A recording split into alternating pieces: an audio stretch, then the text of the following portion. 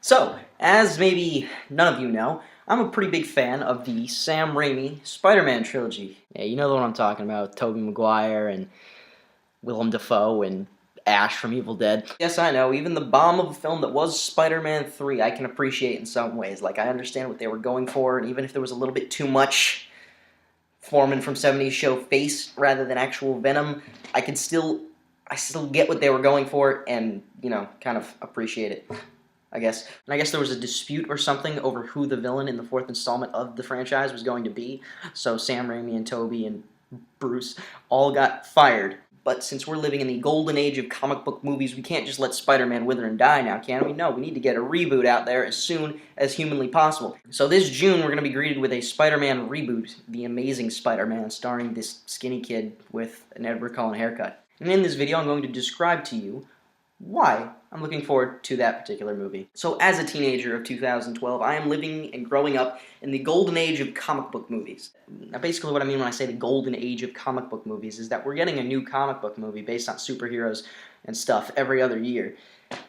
And, they're starting to get better and better. What I've come to notice is that they've sort of developed into two separate, I guess you could say, categories or formulas for developing this kind of movie, meaning that as of now, there's really two ways you can make your comic book movie. Type 1 being the Captain America formula. See, Captain America took all the goofy things about the character, like the laser guns and the super soldiers and stuff, and they took it to heart, They mushed it all together, and it created a really fun and exciting experience, and it made for a really good movie because they took all that goofiness to heart, and, that's type 1. The second, version or formula you could take for making your modern comic book movie is the Christopher Nolan, formula. When Christopher Nolan revamped Batman and Batman Begins in 2005, he took all the silly, stupid things that come out of a character that dresses up like a bat and fights crime, and he made it so serious. He took all that source material and took it so extremely seriously, and it works so well.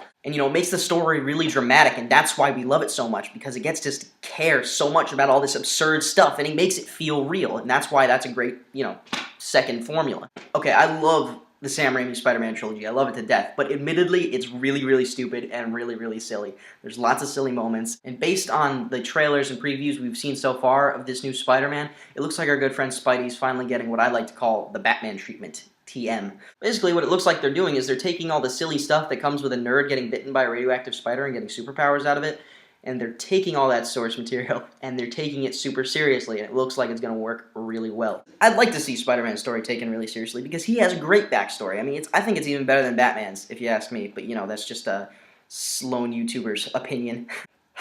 But yeah, that's how Captain America, Batman, and Spider-Man all connect in the Hollywood universe, and that's why I'm looking forward to The Amazing Spider-Man in June. Bye.